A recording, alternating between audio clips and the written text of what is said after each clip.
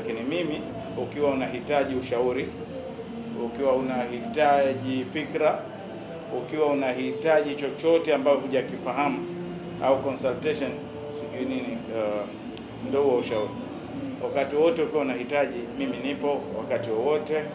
Nipigie, nikiweko shamba nitarudi, nikiweko bara nitarudi, ili nije nikusaidie. Mafanikio yako ndiyo mafanikio ya chama hichi, mafanikio yako ndiyo mafanikio yangu. Sitapenda kabisa usifanikiwe kwenye jambo lolote, na mimi bahati nzuri sina mbadala kwenye chama hichi. Chama hichi mimi vile vile bado ni kiongozi, na utanikuta kwenye kamati maalum au NEC. Mimi ndiyo mjumbe wa NEC kwa sasa.